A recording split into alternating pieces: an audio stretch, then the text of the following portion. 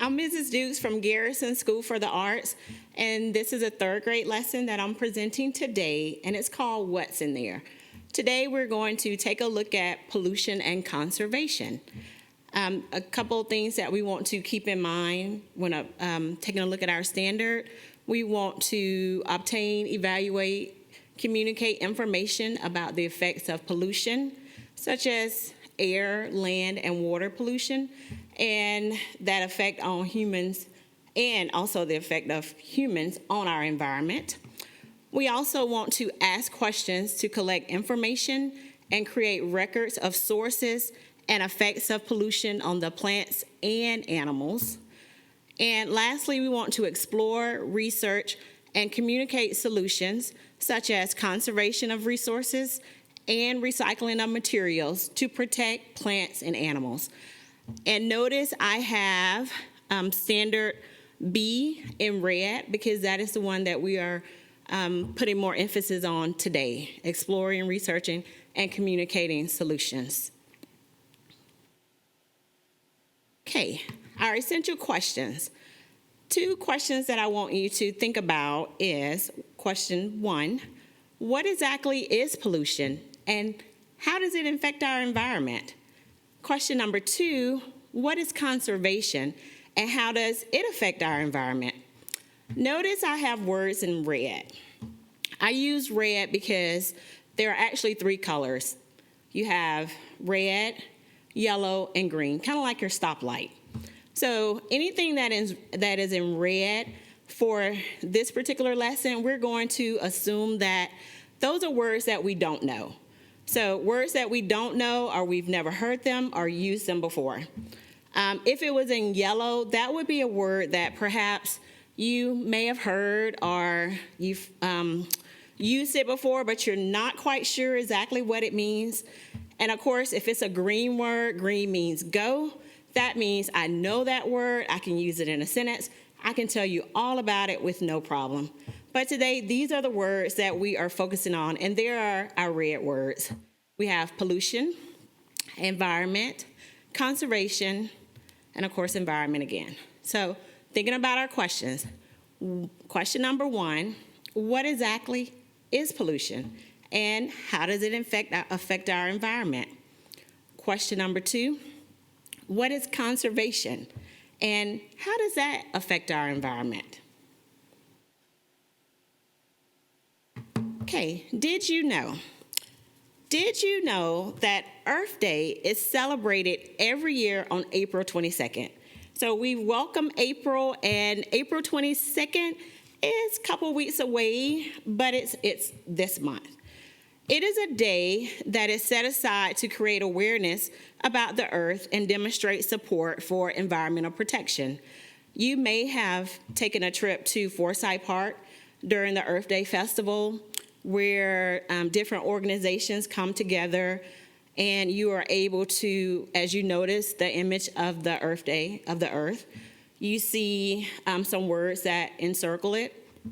You have reduce, reuse, recycle, and 2 new words that you may not be familiar with, replenish and restore. It used to be the 3 R's, but now you notice we have 5.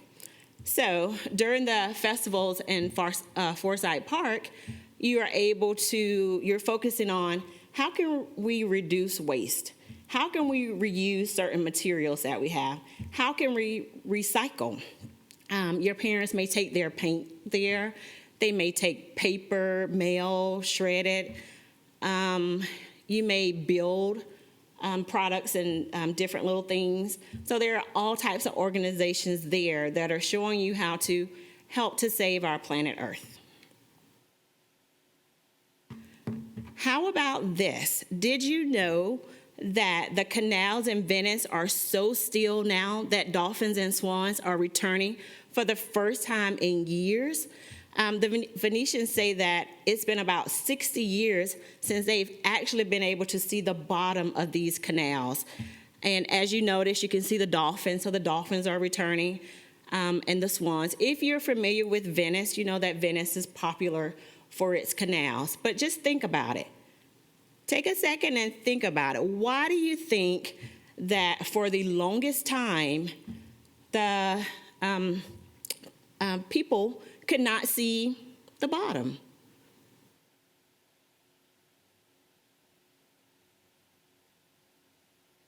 Because of the traffic, you have the boats going in and out. So when you have people coming in, the boats, your animals are not going to be around as much. So of course, and it causes pollution of the waterways.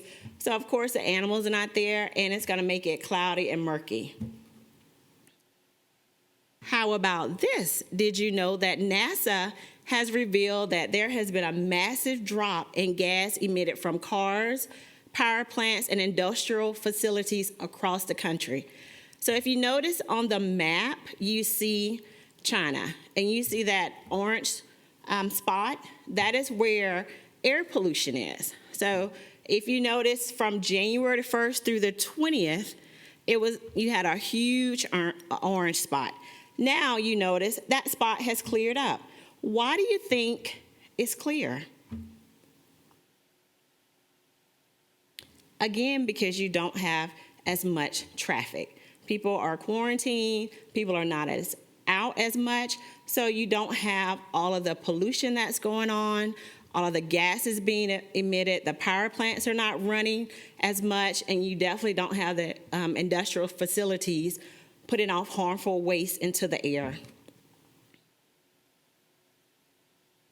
Okay, so let's go back to our essential questions again.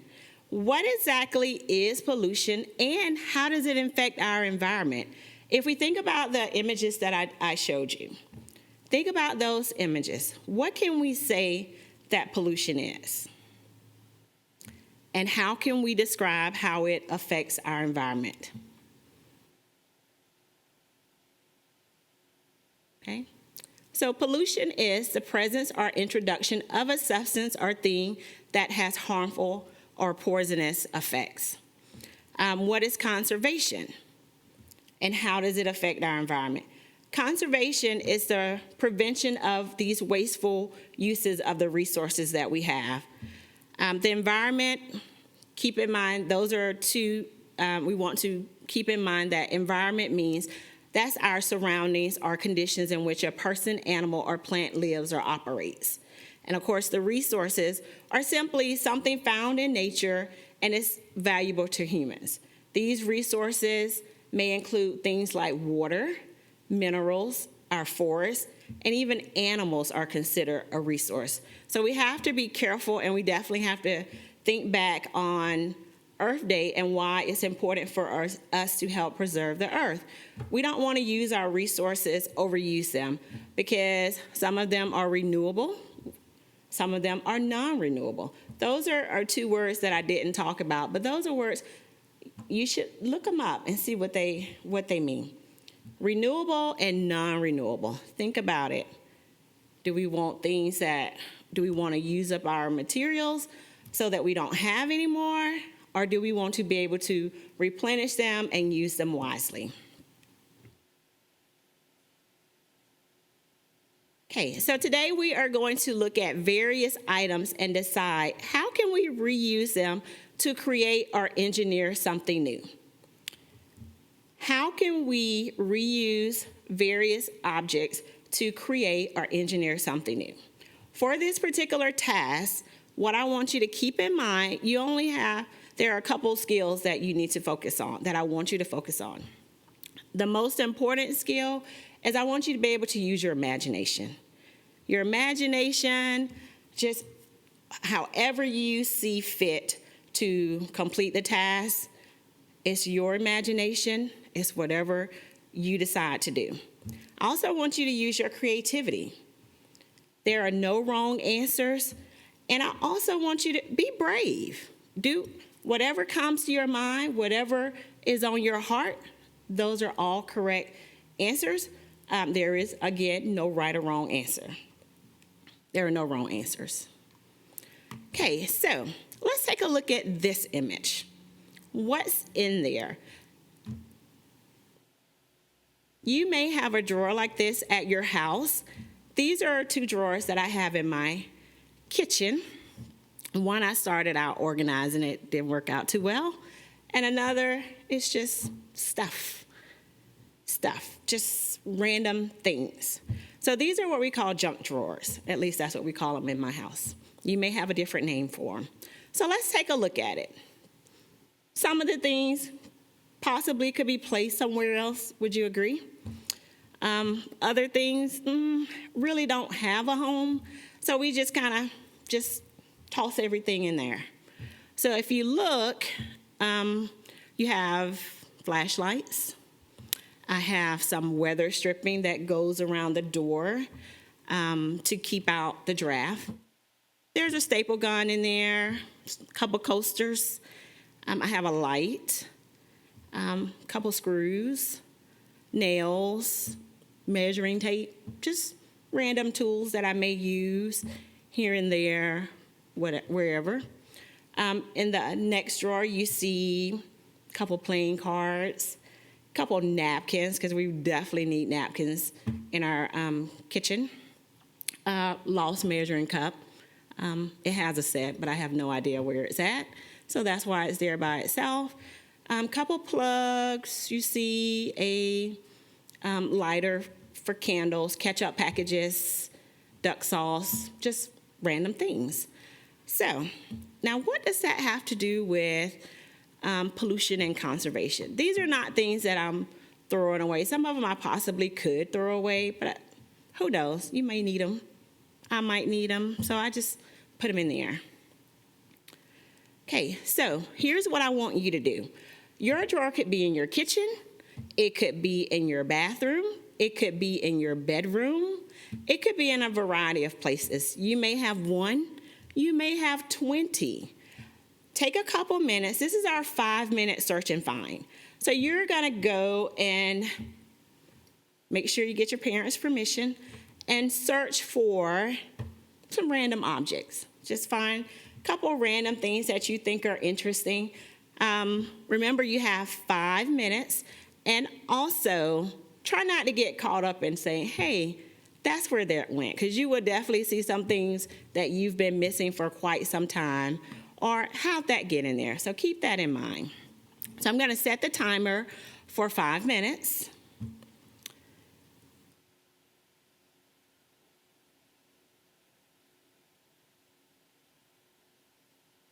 And you have 5 minutes again to search for some random objects. Okay, are you ready? Okay, let's go.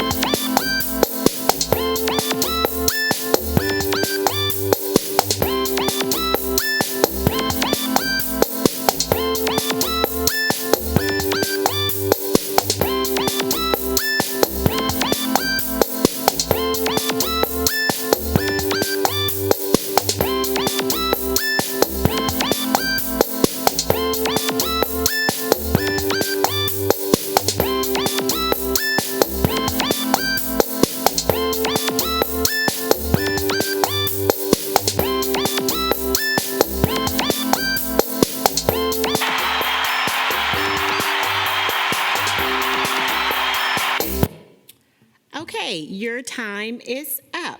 Let's talk about what you found. Take a look at the items that you found. I collected some items as well. In my drawer, I found a plastic cup, which once housed some pepper seeds. I found some fans, kind of used during the summertime when you're hot. One of my kids, I'm sure, a light.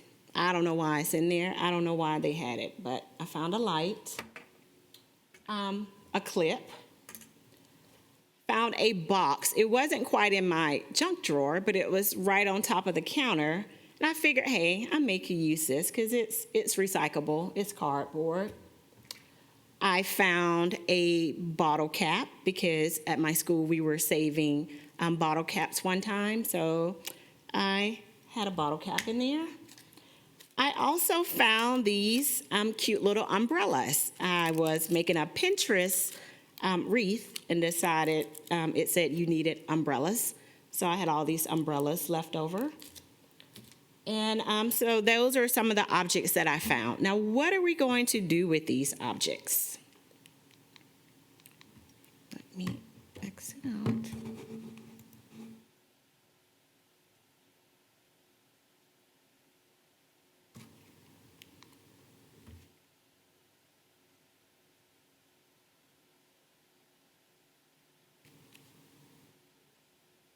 Okay, so we are going to do something called a robot challenge. You will need tape. Doesn't matter what kind. I have masking tape. I have some clear packaging tape. I also have some duct tape. Or if you have a hot glue gun, you can use a hot glue gun, or you can use glue, or if you have string, you can use string, whatever you need to complete the task.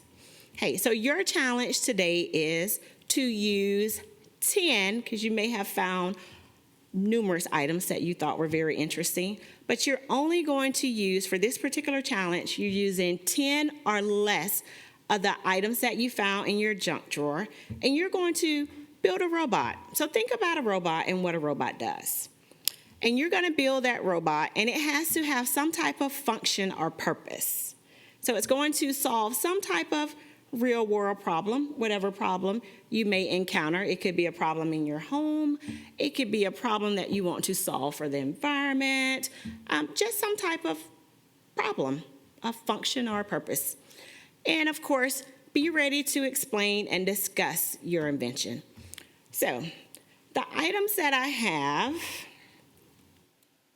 I am going to use my cardboard box because I was thinking for this particular challenge, it could be the body of my robot.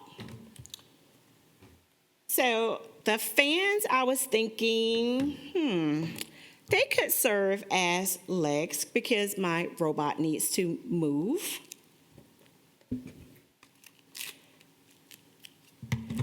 So I'm going to add tape to the bottom, and I'm going to attach my body. And thinking about my problem at my house right now is my daughter and we fight over food. We don't really fight per se, but you know how your mom takes you to the store and she allows you to pick out your favorite snack. So of course, you know, your parents have snacks as well. And I have favorite snacks. And my daughter, she doesn't tell me when she's eating my snacks. So that's a big problem because guess what? When I want my snacks, they're not there. So I'm going to build a robot that can sound an alarm when she is in my snacks because it does not make me happy when I go to that closet and my Oreos are not there. So that's what I'm building. And that's the real world problem that I'm going to solve using my robot. So I've attached my body. I've attached his legs because he needs to be able to travel and monitor the pantry. It has little propellers on it, so if he needs to go faster, he can definitely activate that.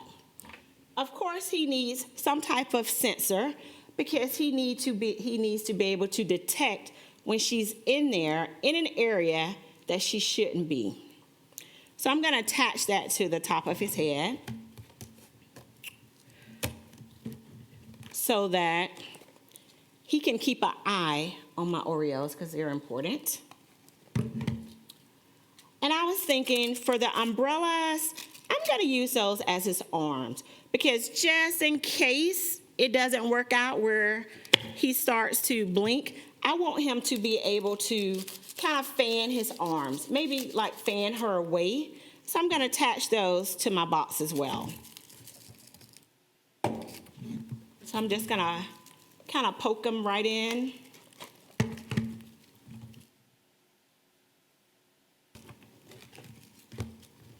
And again, remember, we are using our imagination, our creativity, just whatever comes to your mind. And we're also, again, we're recycling things that would typically go into the trash, but today they're not going in the trash. We're going to reuse them.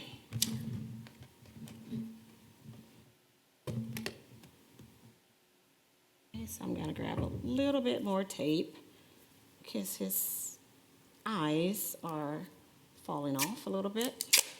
Give it more support.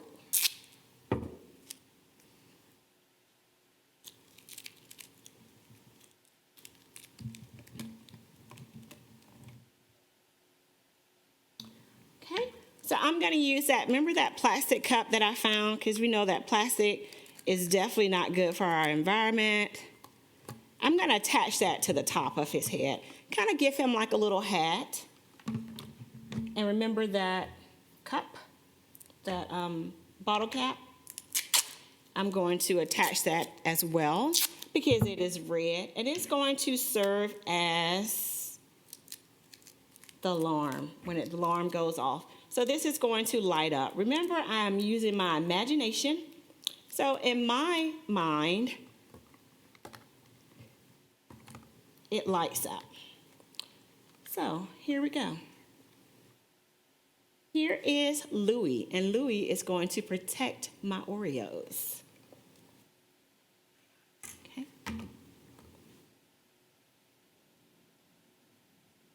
Okay, so hopefully you have some great, I know you have some great ideas, not hopefully. And if you notice on the picture, these are some ideas that a couple of our teachers at our school did. They invented various products. If you notice, some of the materials that they found in their drawer were spoons. You had rulers, cups, buckets, glue, all types of items. So please, since we can't see each other face to face in the classroom, email me your designs. Let me see what you come up with, and let me know what problems you are solving with your invention. Let me see your Louis or whatever you choose to name your robot. Tell me all about it, and don't forget to explain to me what problem or purpose is it solving. Okay, don't forget to email me your designs, latrisha.dukes@savannahsccpss.com. I'll see you next time.